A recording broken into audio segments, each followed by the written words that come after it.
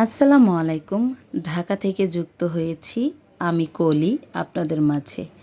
আশা করছি দেশ বিদেশ যে যেখান থেকে আমার এই ভিডিওটি দেখছেন সবাই ভালো আছেন। আলহামদুলিল্লাহ আমিও ভালো আছি।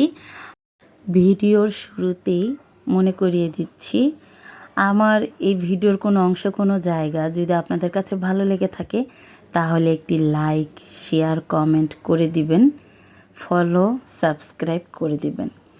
তো এখানে আমি সকালবেলা রুটি বানিয়ে নিয়েছি। তো রুটি বানিয়ে এখন তো ঘরে ঘরে গরুর মাংস, সবার ঘরে ঘরেই গরুর মাংস, কুরবানির মাংস। তো আলহামদুলিল্লাহ আমরাও পেয়েছি, খেয়েছি। তো এখানে এই যে কুরবানির মাংস কালকের রান্না করছিল, তো সেই কালকের গরুর মাংস দিয়ে এই যে সকালবেলা আমরা রুটি বানিয়ে রুটি দিয়ে খাচ্ছি। ভালো লাগে কুরবানির মাংস, মুড়ি দিয়ে খেতেও ভালো লাগে, রুটি দিয়ে খেতেও ভালো লাগে। তো যাই হোক, এখানে নাস্তা খেতে খেতে কথা বলে নিচ্ছি।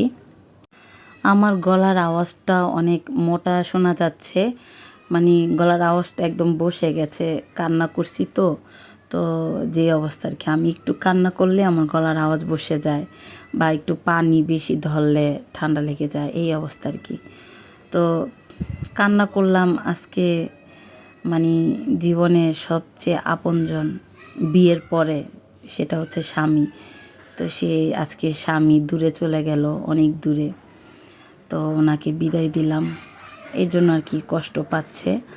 আর এই যে দেখুন, আমি কিন্তু কালকেও গরুর মাংস রান্না করছিলাম, সেইটা দিয়ে তো রুটি দিয়ে খেয়েছি, কিন্তু আজকে আবার গরুর মাংস রান্না করছি।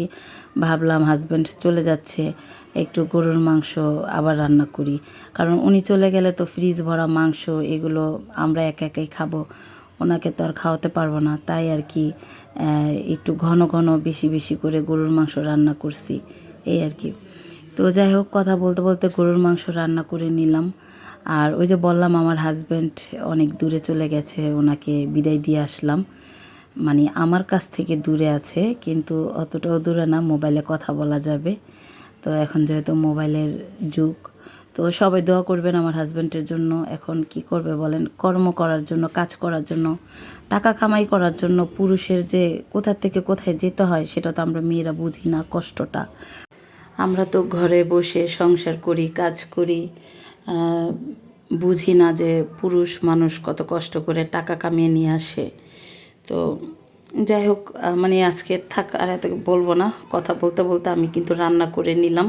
তো আমার হাজব্যান্ডের জন্য সবাই দোয়া করবেন, আমাদের জন্য দোয়া করবেন, সবাই ভালো থাকবেন। আসসালামু আলাইকুম।